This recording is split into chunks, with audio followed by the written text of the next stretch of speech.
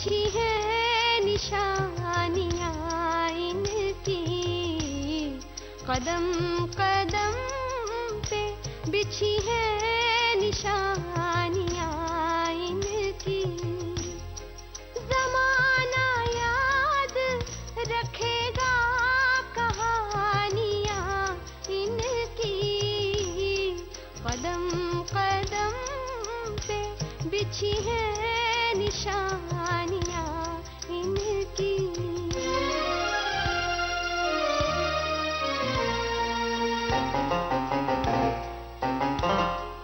सुनाई देते हैं इन पत्थरों में अफसाने, ज़बां बनी है यही बेज़बानियां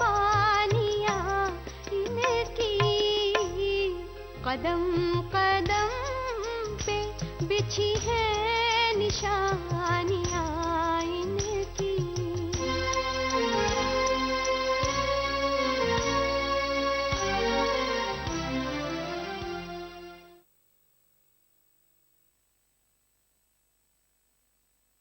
आइए बेगम साहिबा।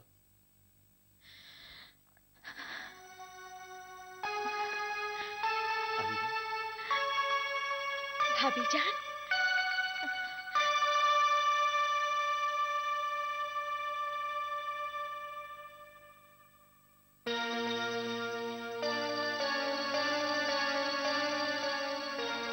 भाभी जान, आदाब अर्ज करती हूँ। आदाब तैयबा। आज अचानक इतने बरसों बाद तुम यहाँ? जी, आजकल मैं यहाँ इसी शहर में रहती हूँ। बहुत दिनों से सोच रही थी, आज चली आई। जी वो भाईजान कहाँ हैं? अंदर अखबार पढ़ रहे हैं। जी, मैं उनसे मिल लूं?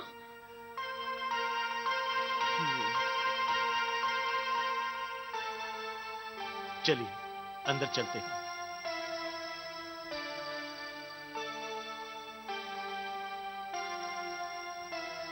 चलिए। फजलू। जी बेगम साहिबा। मैंने तुम्हें क्या कहा था? जाओ जाकर अपना काम करो। जी अच्छा।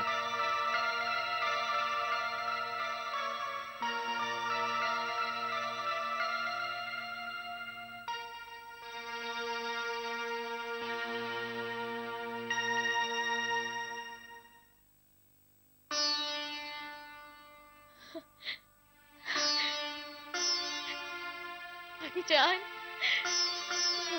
तैयबा, तैयबा बैठो तो। भाईजान,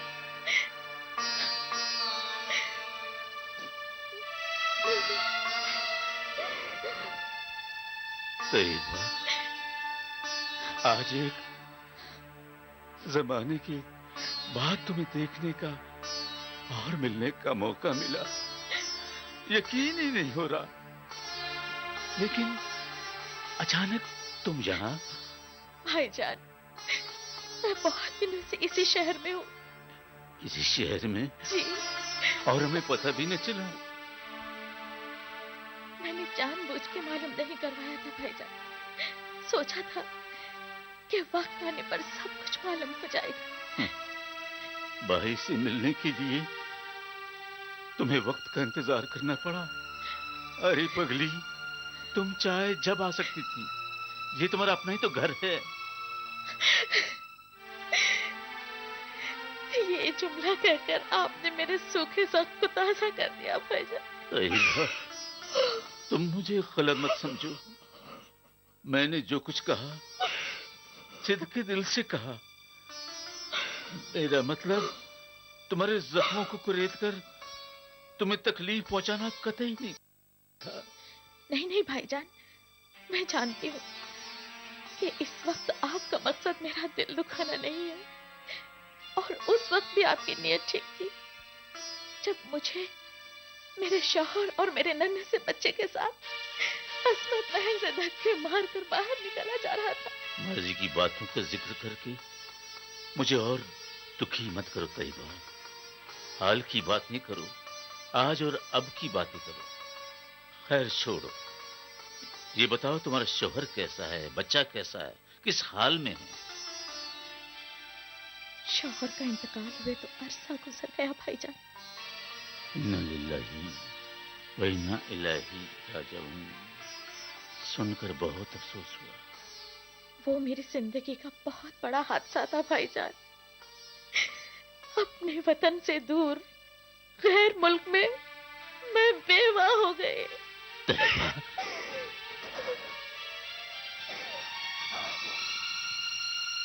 लेकिन मेरे मरहूम शौहर ने मेरे और मेरे बेटे की परवरिश के लिए बहुत सरमाया छोड़ा था, जिसकी मदद से मैंने अपने बेटे को तालीम याफ्ता बनाया ताकि वो इस दुनिया को समझ सके और जी सके, और फिर अपने बेटे को लेकर अपने वतन वापस आ गई। तो यहाँ क्या कर रहा है तुम्हारा बेटा? अपने अनवर मियाँ के साथ मिलकर पार्टनरशिप में बिजनेस कर रहा है। क्या? जी हाँ, मेरी दुआ है कि उन दोनों की हिस्सेदारी कायम रहे और वो बहुत बहुत तरक्की करे। तैयबा, क्या अहमद तुम्हारा बेटा है? जी हाँ भाईजान। अरे, मुझको तो मालूम नहीं था और ना ही कभी अहमद ने बताया। अगर ये बात आपको मालूम होती तो अजमत महल को अजमत कॉम्प्लेक्स बनाने की आप और आपके अफराद खानदान इजाजत नहीं देते। हाँ, ये भी मुमकिन था, लेकिन मैं सोचता हूँ तैयबा, जो हुआ अच्छा ही हुआ। शायद कुदरत ने हमारे टूटे हुए रिश्तों को फिर से जोड़ने का जरिया बना दिया। लेकिन मुझे अब भी ताज्जुब है कि ये बात मुझसे छुपी कैसे रही। भाईजान, अगर आप ये कह रहे हैं तो शायद आप मुझसे ये भी कहेंगे कि जीनत और अहमद में जो प्यार मोहब्बत है उससे भी आप वाकिफ नहीं है। क्या कह रही हो तुम? भाईजान, जीनत और अहमद तो बचपन से ही एक दूसरे को बहुत चाहते थे, बहुत प्यार करते थे। शायद आपको याद हो। अरे भाई, वो तो बचपन की बात है। अब तो दोनों जवान हो गए हैं, अपना अच्छा बुरा सब समझते हैं। मैं इसीलिए तो आपके पास में आई हूँ भाईजान। उन दोनों की बचपन की वो मोहब्बत आज भी उसी तरह कायम है। आज भी वो दोनों एक दूसरे से बहुत प्यार करते हैं और चाहते हैं कि उनकी शादी हो जाए।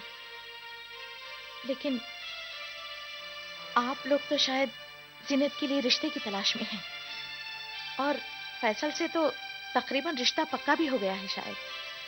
नहीं तैयबा, बात अभी कुछ पक्की नहीं हुई। भाईजान, अगर वो बात पक्की नहीं हुई है तो मेरे अहमद के साथ बात पक्की कर लीजिए, इस रिश्ते को कबूल कर लीजिए। ये रिश्ता नहीं हो सकता। क्यों नहीं हो सकता भाभी जान?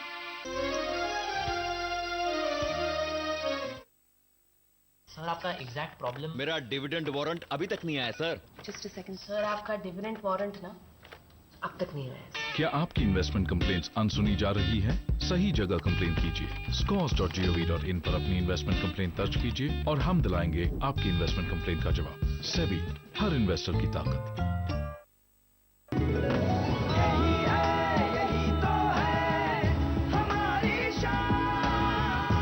सबका फेवरेट वही जो है अंदर से सॉलिड। जेपी सीमेंट मेरा फेवरेट, अब इंडिया का फेवरेट।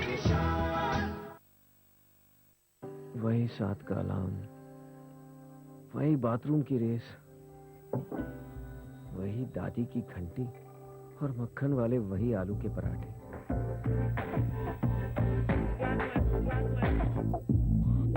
रात की वो रंगरलियां भुलाने में सुबह की हर चीज काम आएगी और जिंदगी ऐसे चलती रहेगी मानो कभी कुछ हुआ ही नहीं।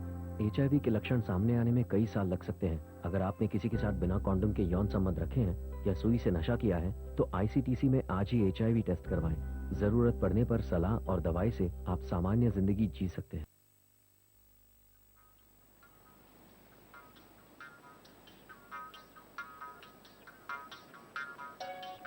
जैसलमेर के जुम्मे खान की बीवी सुमरी नरेगा के तहत मिलने वाली मजदूरी और तहफ़्फ़ुज़े ग़िज़ा मंसूबे के तहत मिलने वाले 2 रुपए किलोग्राम गेहूं की मदद से अपना गुजर बसर तो आराम से कर रही थी, पर खुद का पक्का मकान न होने का अफसोस उसे परेशान रखता था।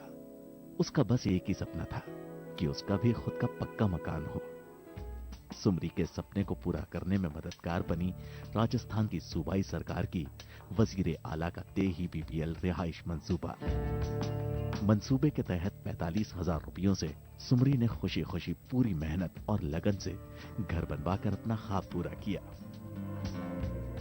सुमरी का कहना है कि सरकार की मदद से आज उसका भी अपना घर है, जो न सिर्फ उसे बल्कि आने वाली पीढ़ियों को भी सुकून देगा। मजदूरी करता पेट कटो हो तो घर आजी का चलती, बेटा आता 3 परनाया, बेटियां परनाए, चैनी धू बनाए। सरकार माई बाप दी रुपया देना 44,000, कहीं तो दुखे देतो गा वेसन भाई मैं छांट रहा दुखित बढ़तो, या तो सरकार माई बाप दी अगो मैं छाड़ी हुई बैठा माथो अटकाए। गौरतलब है कि राजस्थान के वजीर आला तेही बीपीएल रिहायशी मंसूबा ने सुमरी जैसे लाखों लोगों के पक्के मकान का ख्वाब पूरा किया है, जिससे वे आज पूरी इज्जत के साथ महफूज जिंदगी जी रहे हैं।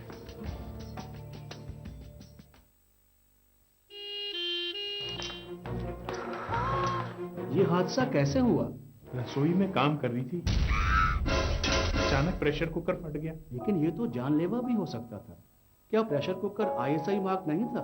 ISI mark? हाँ, गुणवत्ता और सुरक्षा की निशानी। भारतीय मानक ब्यूरो द्वारा कड़ी जांच पड़ताल के बाद निर्माताओं को आईएसआई मार्क लगाने का लाइसेंस दिया जाता है। आईएसआई का निशान 50 सालों से भी ज्यादा ग्राहकों के भरोसे और सुरक्षा की पहचान। जागो ग्राहक जागो।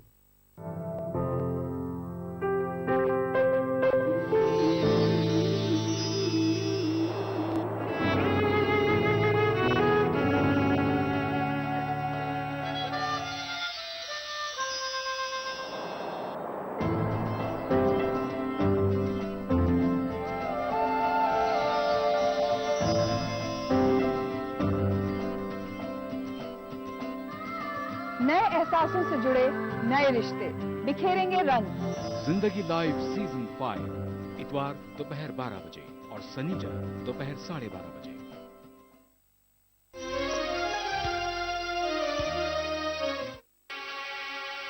ये रिश्ता नहीं हो सकता। क्यों नहीं हो सकता भाभी जान? आखिर मेरे बेटे में किस बात की कमी है? जो कमी है वो तुम अच्छी तरह जानती हो, और जानने के बाद क्यों मुझसे पूछकर मेरा मुंह खुलवाना चाहती हो तैयबा? अगर आपका मुंह खुल सकता है तो मेरे भी मुंह में जबान है भाभी जान, लेकिन मैं आपके और भाईजान के सामने जबान दराजी करना नहीं चाहती। लेकिन मैं इतना जरूर कहूंगी कि आपने जो कुछ भी मेरे साथ किया उसे तो मैंने बर्दाश्त कर लिया, लेकिन मैं आपको अपने बेटे के साथ नाइंसाफी नहीं करने दूंगी। जीनत और अहमद एक दूसरे से प्यार करते हैं और वो दोनों शादी करना चाहते हैं।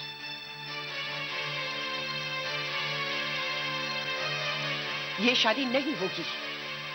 हाँ, लेकिन बेगम, जब हमारी बेटी तैयबा के बेटे से शादी करना चाहती है तो उसमें हर्जी क्या है? अहमद भी तुम्हारा बेटा है। चुप रहो जी तुम।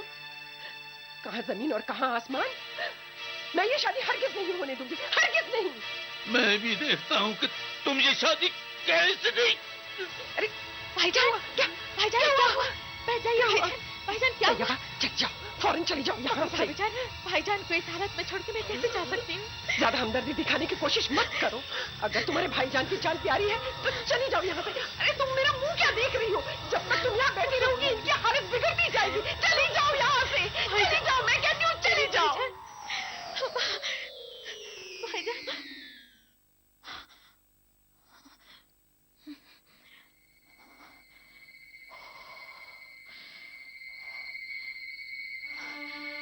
ये जागती आंखों का ख्वाब भी कितना भयानक था।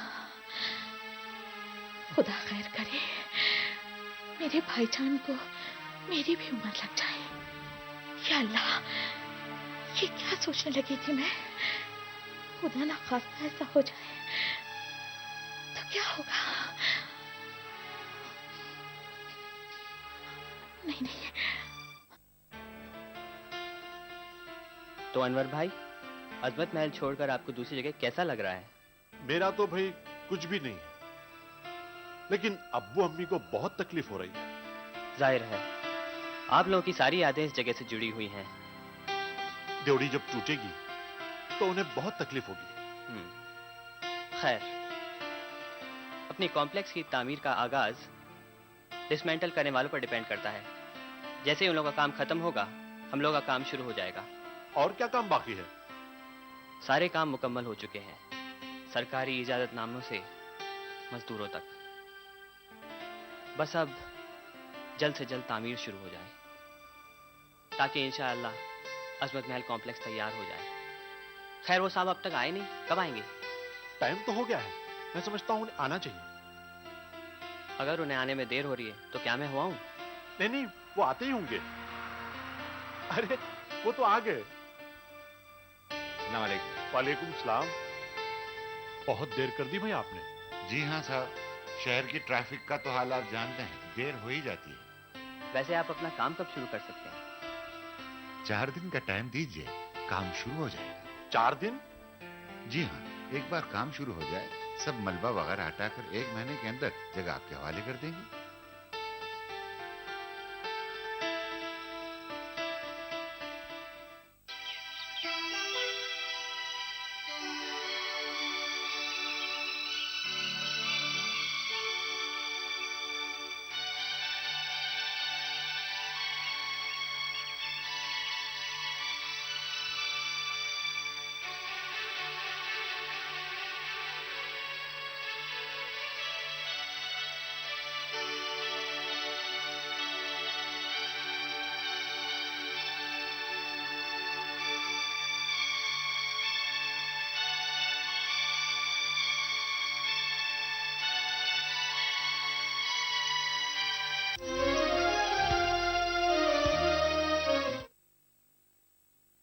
हमारे कुशल इंजीनियर, सैकड़ों दक्ष श्रमिकों, आधुनिक तकनीक के साथ 60 शहरों में जुटे हैं। आपको और आपको, आप सबको मिले सभी सुविधाओं से संपन्न आपका अपना एक घर। राजस्थान आवासन मंडल, हमारा है एक ही सपना, सबका हो घर एक अपना। बवासीर के लिए वैध ऋषि का आजकल कैप्सूल और ट्यूब 011 25 53 25 53।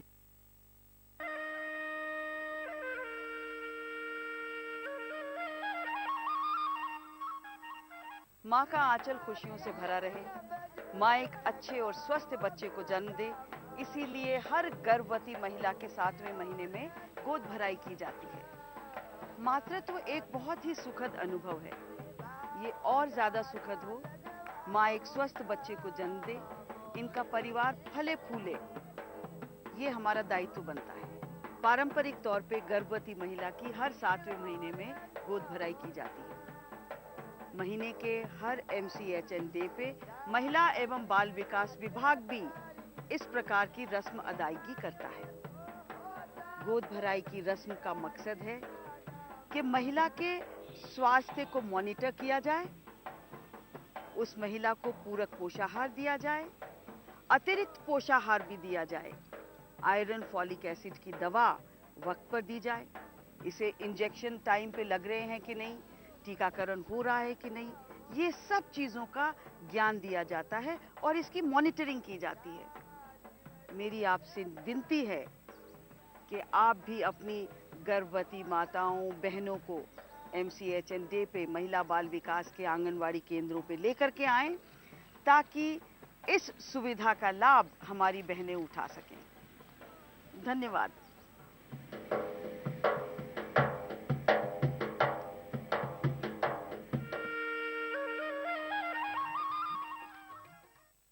हिंदुस्तान एक ऐसा मुल्क है जहां मुख्तलिफ मज़ाहिब के और मुख्तलिफ ज़बान बोलने वाले लोग आबाद हैं। इस मुल्क में अक्सरियत के साथ कई अक़लियतें भी रहती हैं। मध्य प्रदेश में अक़लियतों की कुल आबादी 49,17,370 है, जो सूबे की आबादी की तकरीबन 8.15% है। सूबाई सरकार ने अक़लियती तबकों की फलाह बहबूद के लिए कई योजनाएं चलाई हैं। इनमें से एक है अक़लियती तुलबा के लिए वजीफा स्कीम, जिसका लाभ अक़लियती तबके के तुलबा को सरकार मुहैया करवा रही है। पहले सूबे में अक़लियती फ़िरक़े के लिए कुल 2.5 करोड़ रुपए का बजट था, जो अब बढ़ाकर 40 से 45 करोड़ कर दिया गया है। बजट बढ़ाए जाने के बाद अक़लियती फ़िरक़े को मिलने वाली सहूलियात में खासा इजाफा हुआ है। बेहतरी की सिमत बढ़ते कदमों में से ही एक कदम है अक़लियती तुलबा के लिए वजीफा स्कीम। ये स्कीम 3 हिस्सों में है। पहला हिस्सा प्री मैट्रिक, दूसरा हिस्सा पोस्ट मैट्रिक और तीसरा मेरिट कम मीन्स वजीफा स्कीम है। प्री मैट्रिक वजीफा स्कीम के तहत पहले से 10वें दर्जे तक के तुलबा को रखा गया है। पहली से 5वीं जमात तक के तुलबा की हौसला अफजाई के लिए 100 रुपए महीने के हिसाब से 10 महीने तक कुल 1000 रुपया दिया जाता है। छठी से 10वीं जमात तक के तुलबा के लिए तालीमी मदद के तौर पर 350 रुपए माहाना और दाखिले के अखराजात की मद में 500 रुपए दिए जाते हैं। इस हिसाब से कुल 4700 रुपए दिए जाते हैं। पोस्ट मैट्रिक वजीफा स्कीम में 11वें दर्जे से ग्रेजुएट और पोस्ट ग्रेजुएट और एमफिल करने वाले तुलबा और तालिबात आते हैं। 11वीं और 12वीं जमात के ऐसे तुलबा जो हॉस्टल में नहीं रहते, उन्हें 140 रुपए माहाना के हिसाब से 1400 रुपए दिए जाते हैं, जबकि हॉस्टल में मुकीम तुलबा के लिए ये 235 रुपए महीने के हिसाब से कुल 2350 रुपए दिए जाते हैं। वजीफा स्कीम के तीसरे हिस्से यानी मेरिट कम मीन्स वजीफा स्कीम के तहत अक़लियती फ़िरक़े के गरीब, ज़हीन और होनहार तुलबा को टेक्निकल और खुसूसी कोर्सेज की तालीम हासिल करने के लिए माली इमदाद मुहैया कराई जाती है। इन कोर्सेज की तालीम हासिल करने वाले ग्रेजुएट और पोस्ट ग्रेजुएट दर्जे के तुलबा को 10,000 रुपए सालाना और हॉस्टल में गैर मुकीम तुलबा को 5,000 रुपए सालाना दिया जाता है। वजीफा स्कीमों का मकसद अक़लियती फ़िरक़े के वालिदैन की हौसला अफजाई करना है, ताकि वो अपने स्कूल जाने के लायक बच्चों की तालीम और तरबियत में मजीद दिलचस्पी लें और उन्हें स्कूल भेज सकें। पोस्ट मैट्रिक वजीफा स्कीम का मकसद अक़लियतों के कमज़ोर तबकों के ज़हीन और होनहार तुलबा को आला तालीम के लिए बेहतर मौक़े फराहम करना है। मेरिट कम मीन्स वजीफा स्कीम का टारगेट है अक़लियती फ़िरक़े के गरीब, होनहार और ज़हीन तुलबा और उनको माली तावन फराहम कराना, ताकि वो तकनीकी, तिजारती और खुसूसी कोर्सेज की तालीम हासिल कर सकें और एक सुनहरे मुस्तक़बिल की तामीर करें। वजीफा स्कीमों के साथ साथ ही नौजवानों के बेहतर मुस्तक़बिल के लिए रोजगार के मौक़े फराहम कराने के लिए मुख्यमंत्री अल्पसंख्यक स्वरोजगार योजना भी चलाई जा रही है। इसका मकसद अक़लियती तबके के नौजवानों को खुद के रोजगार के लिए ज़राअत, तिजारत और सनअत के हलकों में माली मदद या तावन मुहैया कराना है। इस स्कीम का फ़ायदा 18 से 55 साल की उम्र के लोग ही हासिल कर सकते हैं और उनका मध्य प्रदेश का बाशिंदा होना जरूरी है। स्वरोजगार योजना के अंतर्गत ज़राअत, जिसमें डेयरी, मुर्गी और बकरी पालना, ट्यूबवेल ड्रिलिंग जैसे काम शामिल हैं। ज़राए आमद व रफ्त और नक़्ल हमल यानी ट्रांसपोर्टेशन में ऑटो रिक्शा, टैक्सी और बसें उपलब्ध कराई जाती हैं। छोटी तिजारत करने वालों में दुकान, फर्नीचर, तामीर, readymade garments, beauty parlour, hotel या ढाबा, ऑटो पार्ट्स, बेकरी और तकनीकी शोबे में कंप्यूटर, इंटरनेट, फोटोकॉपी, इलेक्ट्रॉनिक्स की फरोख्त और मरम्मत जैसे कामों के लिए कर्ज मुहैया कराया जाता है। 2011 से शुरू की गई इस योजना का फायदा अक़लियती तबके के ऐसे अफराद हासिल कर सकते हैं जिनकी सालाना आमदनी 4.5 लाख से अधिक न हो। अक़लियतों की बेहतरी और फलाह के लिए सूबाई सरकार ये काबिल तारीफ काम कर रही है और इससे सूबा तरक्की की राह पर आगे बढ़ रहा है।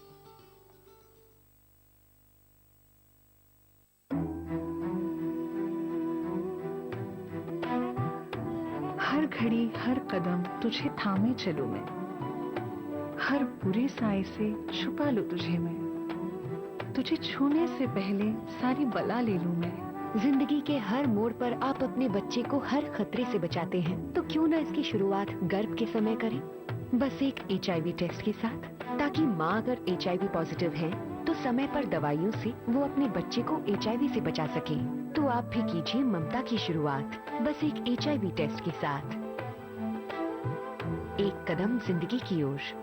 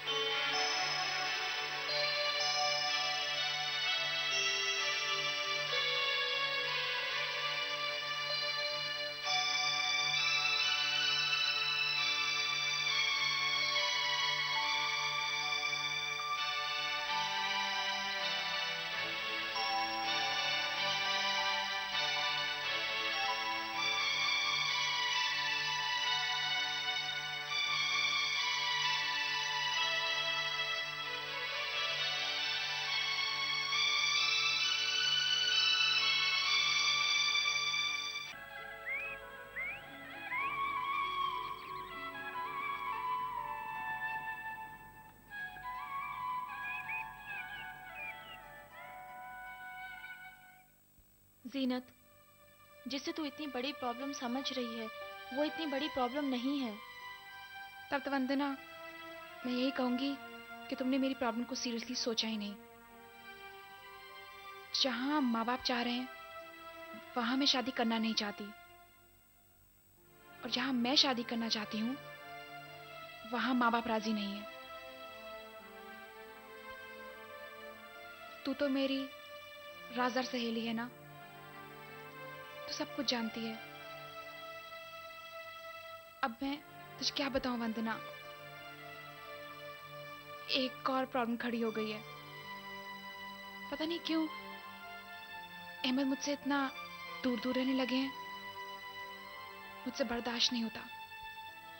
दूर रहने की वजह तो यही हो सकती है कि आजकल तेरी शादी की बातचीत फैसल के साथ चल रही है। हाँ, अहमद को भी यही गलतफहमी है। फिलहाल तो वो बस बात की हद तक बात है, लेकिन मैं अपनी जगह मुतमईन हूं, क्योंकि मैं फैसल से शादी करना ही नहीं चाहती। लेकिन अहमद को कौन समझाए? और कौन समझाएगा? तुझे ही समझाना होगा। अगर वो नाराज है तो तुझे ही मनाना होगा। वंदना, मुझे कुछ समझ नहीं आ रहा। जीनत, हम अपनी प्रॉब्लम्स को जितना सीरियसली लेंगे वो उतना ही सीरियस हो जाएंगी। टेक इट इजी यार। परेशान होने से परेशानियां कम नहीं हो जाती, और जिंदगी में ऐसी परेशानियों का सामना करना आना चाहिए, और मैं हूं ना तेरे साथ। वंदना, मेरा दिमाग बिल्कुल काम नहीं कर रहा। अब तू ही बता मैं क्या करूं? क्या करूं क्या? तू अहमद से जाकर बोल, उसे समझा। वो तो मैंने कर ली। तो जवाब क्या मिला? वंदना, मसले के हल हमारे हाथों में नहीं है, हमारे बड़ों के हाथों में है। तो जाकर अपने बड़ों से ही बात कर। वंदना, समझने की कोशिश कर।